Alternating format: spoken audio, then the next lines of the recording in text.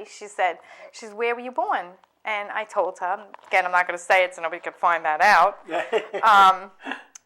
And coincidentally, we were in the same nursery at the same time. Wow. And she looked at me, she said to me, you know what? She said, I'm going to give you the name of a doctor that is really not in your insurance plan, but because she works in the same group, we'll bill it through the group, and the insurance company will cover it. But this is the doctor you should see. So they could So she refer the redirected me.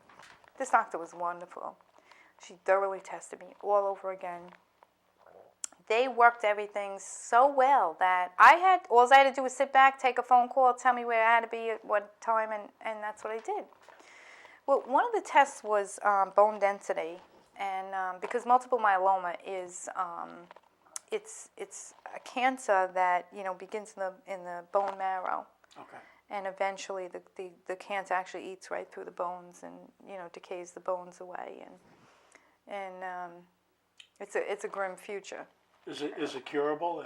No, there is no known cause, and there's no known cure. No known Did my cure. research. Okay. No known cure. Okay. So when the first doctor said to me, chemotherapy, I said, well, why would you pump me with poison if you don't know if there's no cure? How are you pumping me with poison? I ain't doing that. No. So he right then, he took a kind of an attitude with me because I didn't like his way of treatment. And in the interim, what I did was, I didn't take it lightly. Okay, so it was prayed for. I could just sit back and do nothing.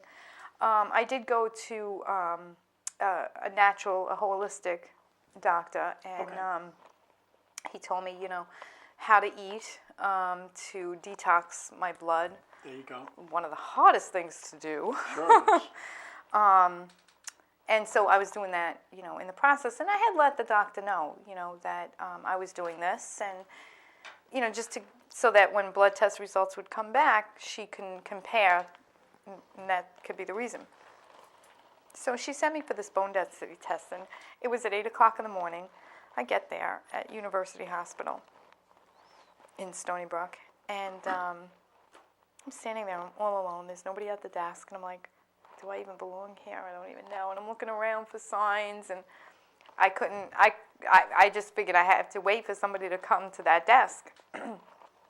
So that's what I did. And this woman comes in, and she's, I'm here for a bone density test, and she said that I don't know if I'm in the right place.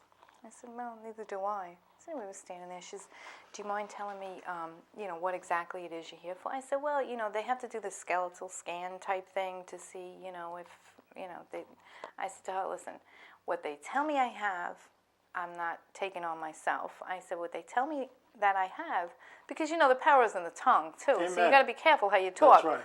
I said, is multiple myeloma. I said, but, I'm a Christian, I don't believe. She said, oh, you're a Christian, so am I. She said, I guess we are in the right place. So her and I started talking, and not, for very long before somebody had called her out. And before she left, she looked at me and she said, she says, you're breaking the generational curse. Wow. And I thought about that, and I looked up, and I was like, thank you, Lord. How many generational curses do I have to break, in a lifetime? But anyway, again, back to God's sense of humor.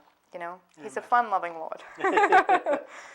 And so, I did the tests. I did all her tests, and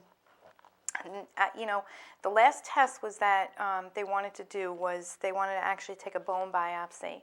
They were going to take a chip of bone from my hip, and it was a surgical procedure. And so I'd gone in for that, and again, I wasn't nervous because of what they were going to find out. I don't like pain. Okay? I don't blame you. Okay. So that was the only thing I was worried about was the pain. I'll do whatever you have to tell me to do, but, just make it comfortable. And going over this, release, because, the disclosure and the release that you have to sign off on when you have a surgery, and I wasn't agreeing with everything on there, so I was crossing this out, adding this in, and doing that. And she called me in, the doctor, and I said to her, I said, listen, I'm sorry this is a little altered. I said, but, this is what I don't agree. And she took it and she put it on a desk. She said, listen. She says, I have some good news and I have some better news. I said, okay, what's that? She says, well, the good news is I'm not doing that test. I said, okay, should I go further to find out what? So she said, you don't have cancer.